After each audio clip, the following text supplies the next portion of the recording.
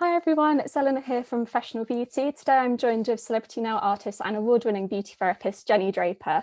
JennI has worked with many celebrities as well as for numerous magazines, brands and fashion week shows, and today she's going to talk to us about how to raise your profile in the industry.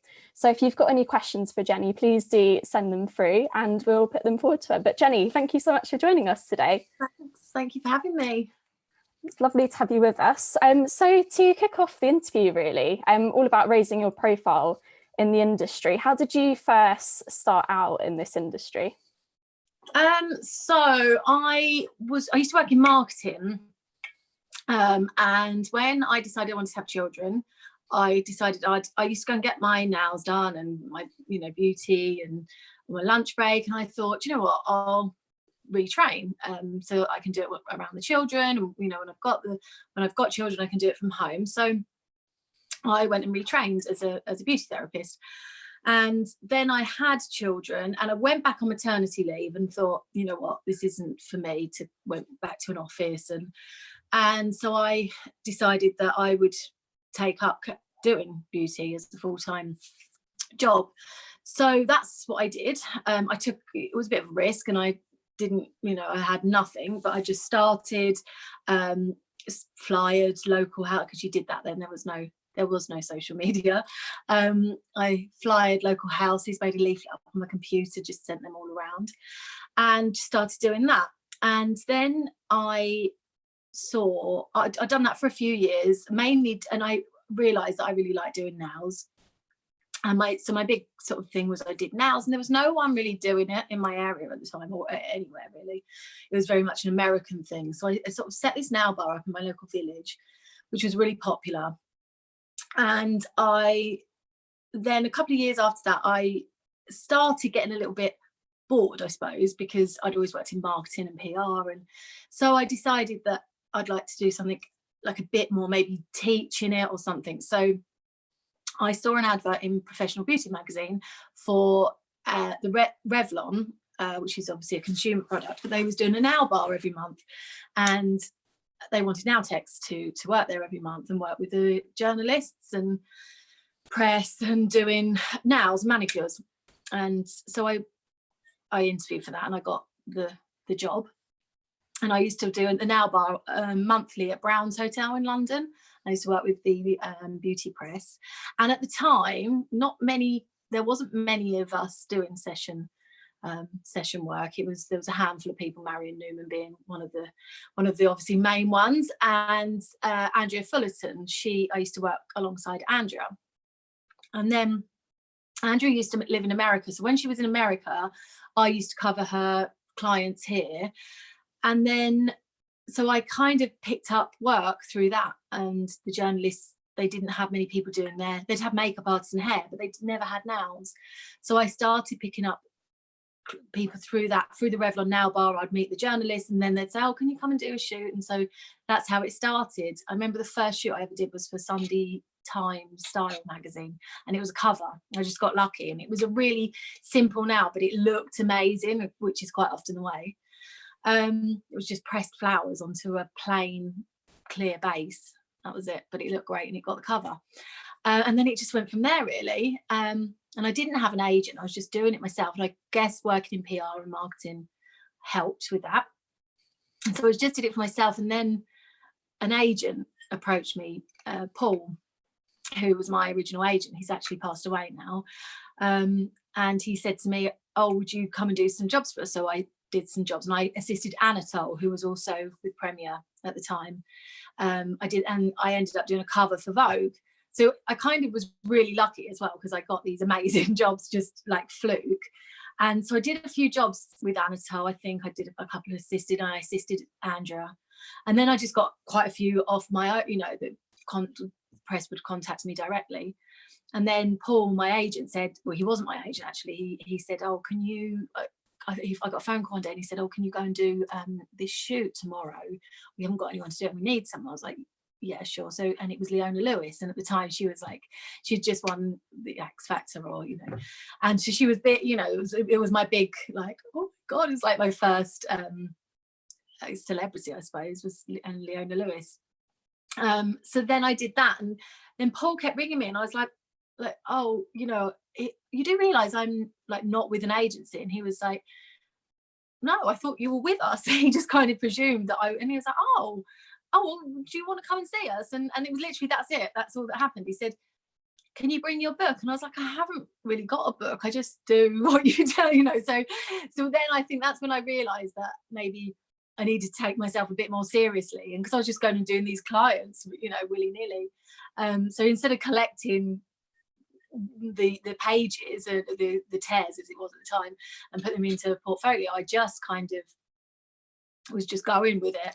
And then I realized, okay, like I need to take this quite seriously. So I started collecting all my tear sheets and putting them into a folder. And then Paul was like, oh yeah, come and see us. So I went and see him. He said, yeah, you know, of course you can join us. So it was that really. So it was fairly straightforward for me. And it's definitely not that easy anymore to sign with an agency. But I guess I think the main thing is just getting yourself out there still. You know, that's the part where you will get noticed. Saying yes to everything, I think, at the time. Yeah, that was really good advice. What advice would you give to someone who wants to work as a session manicurist? Say yes to everything. I think that's really important, because there's so many jobs that I think I probably see now that I just did them. I didn't have a clue. I probably say yes to everything and do your research. I went along to jobs and I was like, oh yeah, I'm just like the nail, you know, I'm just here to do the nails. And that's how I sort of saw it. I suppose I belittled it a little bit, and I was like, yeah, I'm just here to do the nails, I guess, you know, thinking of it like that.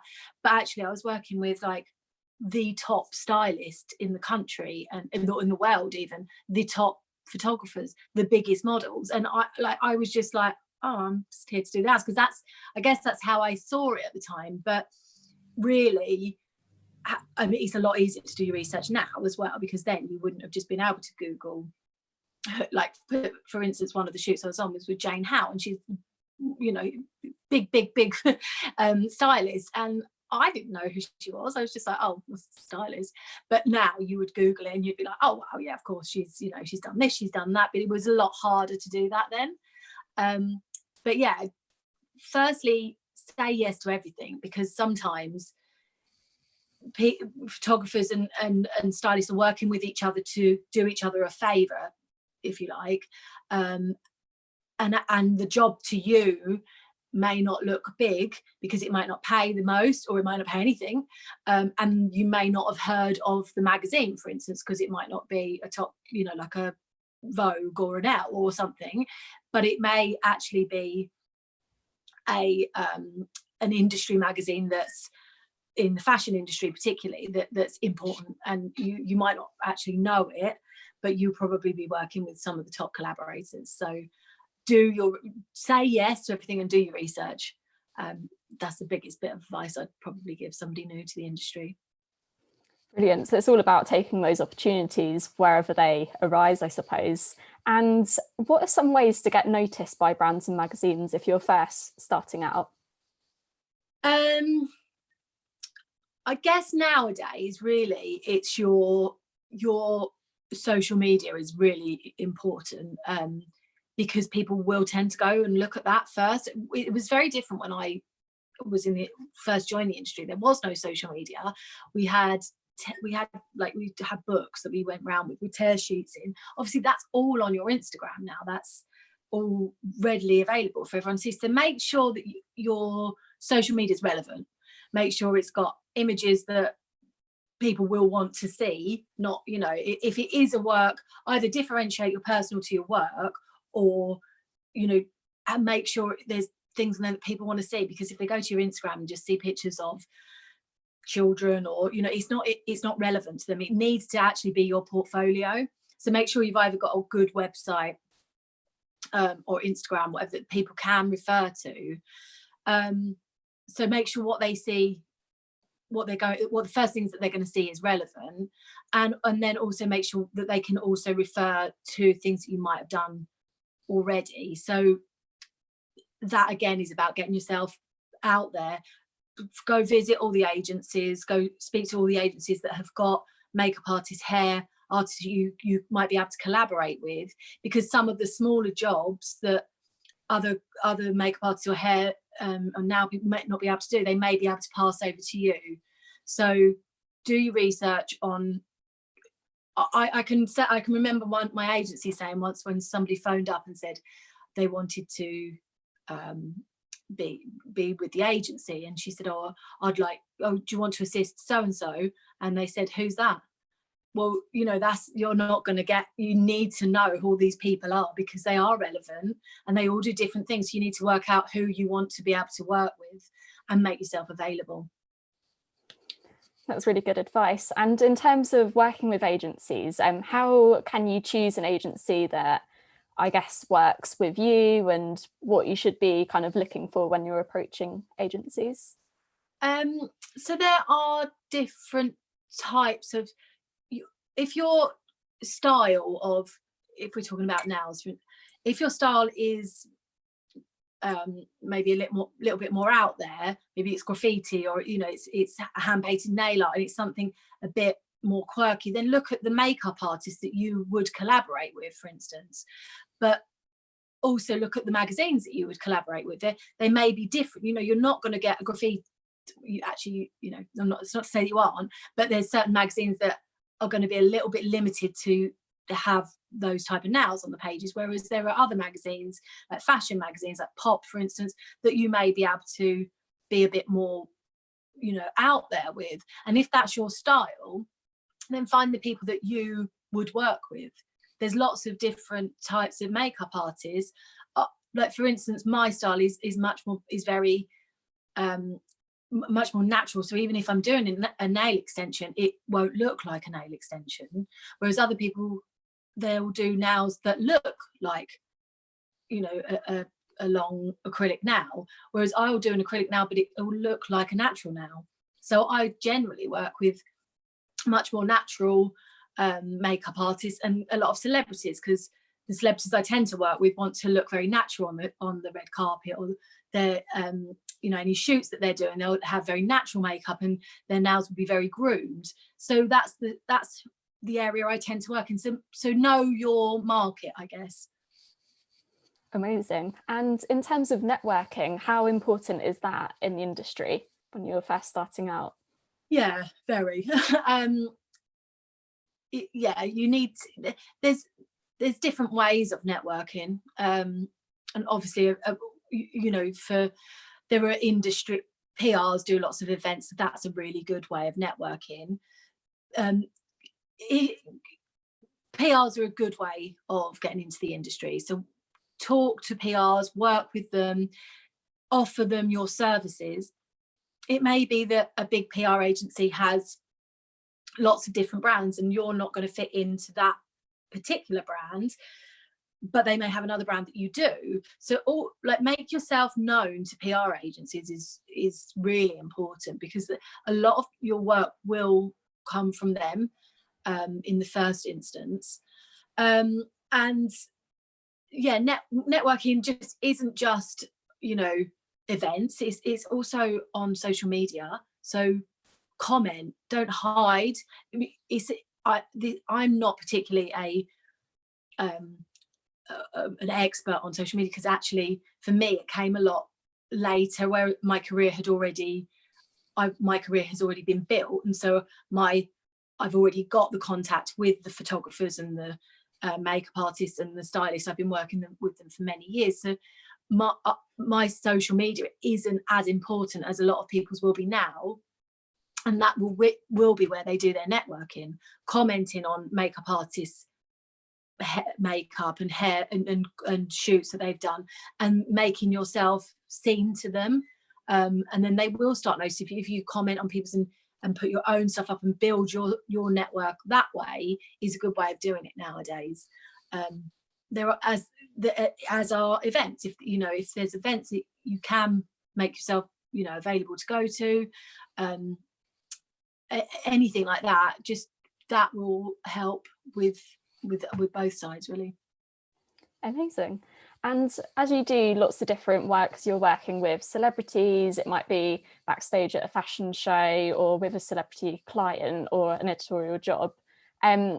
How do you go about preparing for different tasks? Is there anything that you do or what you can expect from the job that you need to do slightly differently for each job, if that makes sense? Yeah, so if I'm doing Fashion Week is very it can be all or nothing. So you always do a test for Fashion Week. So you go and meet with the designer and the stylist a few days before and have a look at the collection that that's going to be showing, and you work out between all of you what you're going to do. Sometimes that might, if they know they're going to have a really grand now, then that may be done a little bit before to give you time to prep, but generally it'll be done a few days before, which is why it's so hectic, because the collections just come in, the stylist pulled the clothes that they're still getting the models. Nows is a little bit like, well, you'll just have to wait. So that is something that can be all or nothing.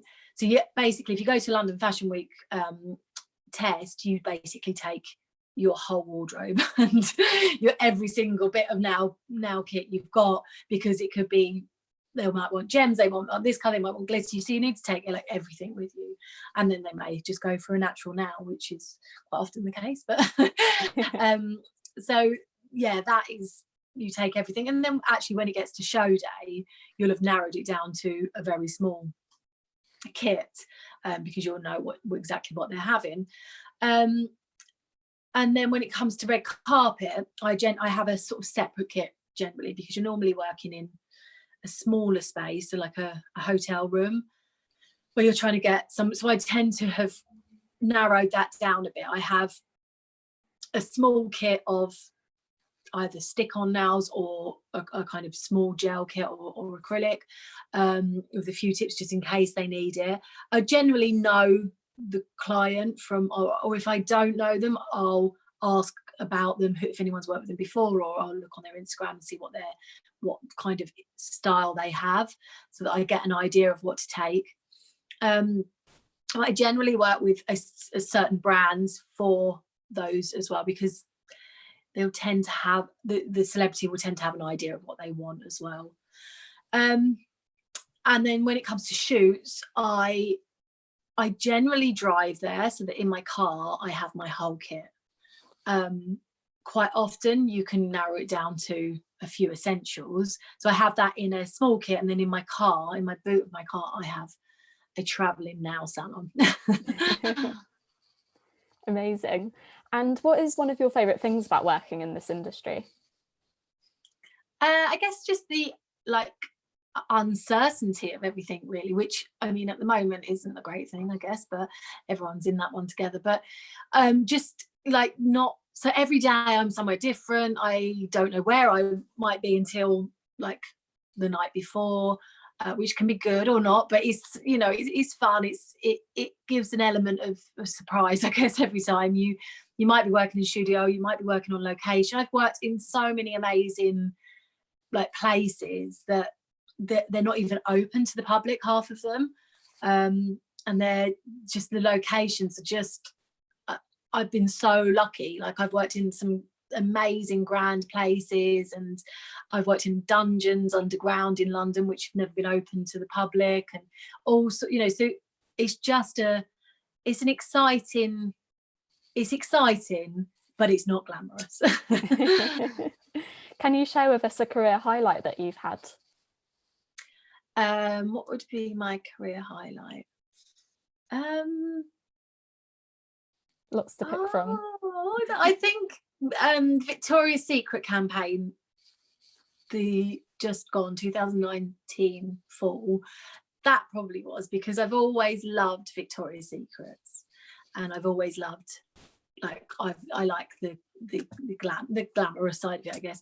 And my children like Victoria's Secret. It's not, I don't think it's happening anymore, but we've always enjoyed watching that, and the girls, and all the girls that are in Victoria's Secret, they're really, really fun girls, and they're just lovely girls, and I've worked with them a lot over Fashion Week and on shoots and stuff. So that was really fun, because we had 3 days where we shot on location in London, all different places. We were in black cabs, and we were in the Savoy, and we were just in all these fun places. We were in Winston Churchill's old residence, when he was Prime Minister. So like just these amazing places, and we were with like 10 fun Victoria's Secrets girls, and it was just a really fun experience. Yeah. And then to see the actual images come out, and because now you have all the backstage and you have the videos as well, so it was really fun to see it all come together over 3 days of hard work. Yeah. Amazing. And what are some of the challenges that people should be aware of who are coming into the industry?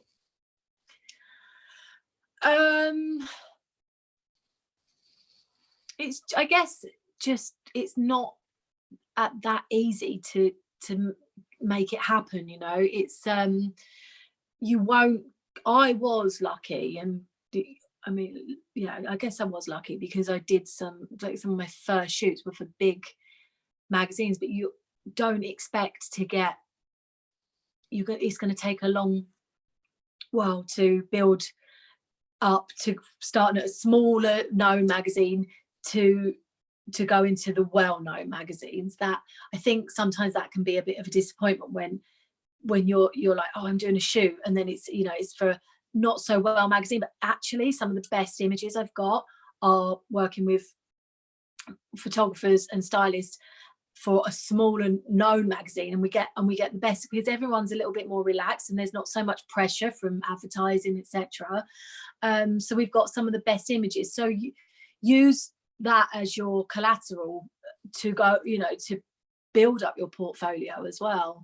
And I guess just it's hard going into the industry where sometimes we know each other, we all know each other a lot, so we might, especially if we were with the same agency or we work together a lot, it can be hard. It's a bit like being the new girl, isn't it, at school? You know, you've got to, everyone seems to know each other, and you're on the shoot and no one knows you and they've never met you before. But just kind of show your worth, really. Make sure everyone sees that you're doing an amazing job, and then they will ask you back, hopefully. Brilliant.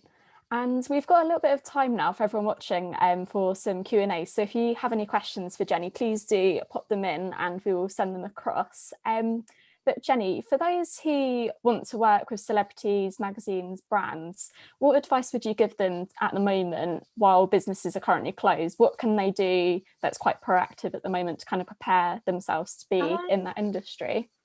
I guess first and foremost, work on your website and your Instagram, which is time consuming. So make sure that's really top notch at the moment. Get somebody else to cast an eye over it. Ask other people to look and give their, you know, critical opinion, and take it. So work on that. Make sure that that's really ready for people to have a look at, and maybe start contacting agencies. There's no work going on at the moment. Obviously, there's nothing happening, no shoots.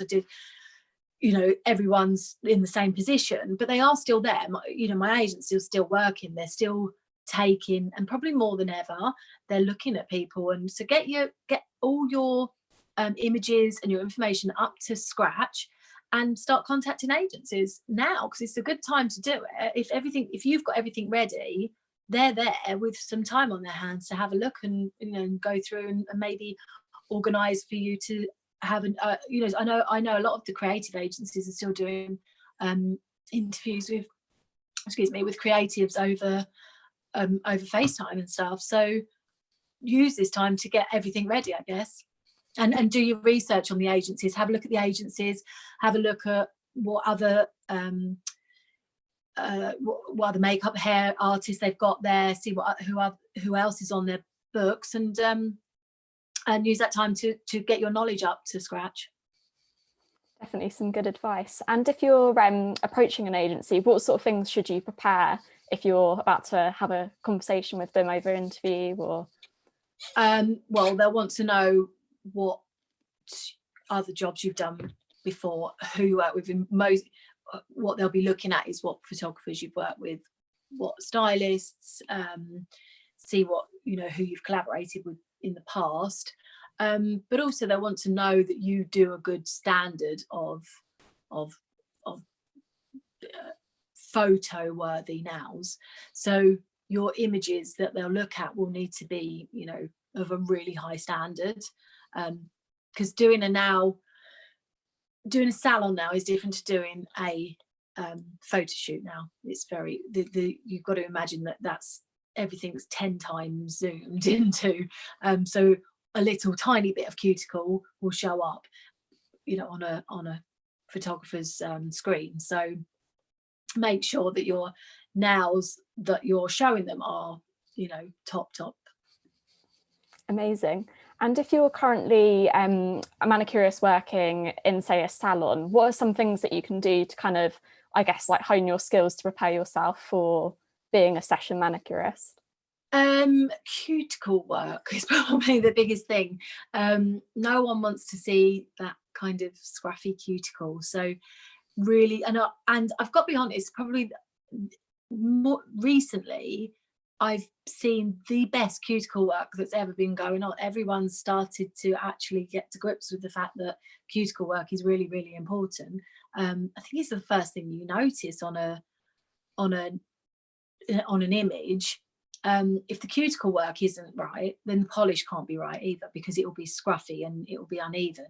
So brush up on your cuticle work, lots and lots of cuticle work, lots of hydration, and then perfecting that polish, which I've quite often showed people how to do a polish. So if I've had somebody assisting me, and then I should show them a really easy technique to get it perfect, and they're like, oh yeah, I've never. And I remember being taught that as an assistant. Andrea showed me. I thought I did a good polish until she showed me how to do it properly. So yeah, just perfecting that, and perfecting your cuticle work, and perfecting your nail polish application, because it's not on shoots, it's not about gels, it's always about doing a perfect nail varnish application. Amazing, some good tips. So it's all about the cuticle and getting that really looking very good. We've got a question from Harry, who has asked, what is the craziest or most difficult nail art design you've ever created? I don't know. I'm like, where we've done so many. Probably for Hunger magazine, which was, they wanted like real long length, and to get it we just had to keep layering over nail tip on nail tip on nail tip on nail tip, and make it long and like curled round, but with but making it smooth as well. So obviously you can imagine putting nail tip on nail tip on nail tip, it starts getting bendy, and so that was quite difficult, to say the least, especially when you've got, you've got like, can we have this now, and you've got like 2 hours. So yeah, that was, you're almost being an engineer sometimes, and just actually just thinking a little bit out the box. It might, when you're a session technician, it's not about just using your, like, you can't think, oh, I've only got this salon stuff to use. You've got to look at, you suddenly like, looking at the hair, so you're like, what have you got in there? And it's my sometimes I bound wire around just, and then you're suddenly like, oh, look at that now, that looks great. But you wasn't really intending it to be like that. It just happened. It happens organically, and I guess that's part of the creative process on a shoot, as opposed to in the salon, because you obviously couldn't send them out with a nail like that, because it wouldn't last 5 minutes. So you often see that as well on when there's a creative shoot. Not like salon technicians be like, oh, that would never last, but it's not about that. It's not about, obviously we don't do the same nails in a salon as we do on a shoot. So yeah. Amazing. Yeah. And if you're, say, working on a shoot and you're working with the hairstylist, the makeup artist, what's important to know when you're kind of working with lots of different people on one task? I think you need to make sure that you're relevant, that you're there, that they know that you're there, but also you're not the most important person there either. No, neither is anybody. So it's about getting into your area and making sure they know that, like, I'm going to be here, and I hope not anyone's way, but I'm going to be doing this, but also that they've got their space. Everyone's needs to have their space, but also don't be scared. You're still there. You've got a job to do. Your job is, as important to as theirs. So everyone's in the same boat. So it's making don't be scared to say, obviously don't be rude, but don't be scared to say, I need to do this as well. So be sure of yourself, I guess. Be assertive and assured of yourself, but without being rude. Amazing.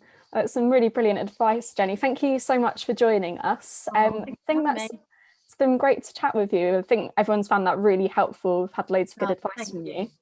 That's all we have time for today, but don't forget to check out professionalbeauty.co.uk and you can see the full lineup of our live interviews coming up this week. Plus, for every webinar that you watch, you can receive 1 CPD hour from VCTC, which you can also claim on our website. So do check that out. But for now, thank you so much, Jenny. It was great to speak with you. Thank you. Thanks, Angie. Bye. Bye.